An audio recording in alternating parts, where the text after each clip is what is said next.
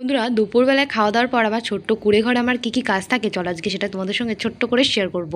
তো প্রথমত দেখো, এখানে মা কিন্তু দোকান থেকে চলে এসে স্নানও করে নিয়েছে। এখন মা খাবার বেড়ে নিয়েছে থালায় থালায়। তো এখন আমরা খাওয়া দাওয়া করতে বসে পড়েছি। তো আমাদের খাওয়া দাওয়া কিন্তু প্রায় কমপ্লিট হয়ে গেছে। খাওয়া দাওয়ার পরে যে কটা বাসন ছিল সেগুলো নিয়ে কিন্তু মা চলে গেছে কলে। আমি টেবিলের ওপরটা এখন মুছে নিয়েছি। তো নিচেও কয়েকটা বাসন ছিল, সেগুলো কিন্তু এখন নিয়ে যাবো আমি। তো চলো বাসনগুলো নিয়ে যেতে যেতে আজকে তোমাদের সুন্দর সুন্দর কমেন্টগুলো বলি। আজকের কমেন্টে স্নেহসী দিদিভাই আমায় বলেছে, বোন তোমার ভিডিওগুলো খুব ভালো লাগে, তুমি আমার গ্রামেরই মেয়ে, এইভাবে এগিয়ে যাও, পাশে আছি, অনেক অনেক ভালোবাসা তোমার জন্যে, খুব ভালো থেকো আর ভিডিওতে আমার নামটা নিও।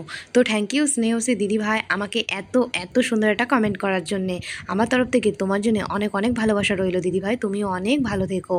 তো দেখো জামা কাপড়গুলো কিন্তু এখন আমি তুলে নিয়েছিলাম, না হলে রং জ্বলে যাবে। তো বাসনগুলো ঘরে রেখে সে জামা কাপড়গুলো তুলে তো এখন এই জামা কাপড়গুলো ভাঁজ করে নেবো, নাহলে চেয়ারে রেখে দিলে এভাবেই পড়ে থাকবে। যখনকার কাজ তখনকার করতে আমি বেশি ভালোবাসি।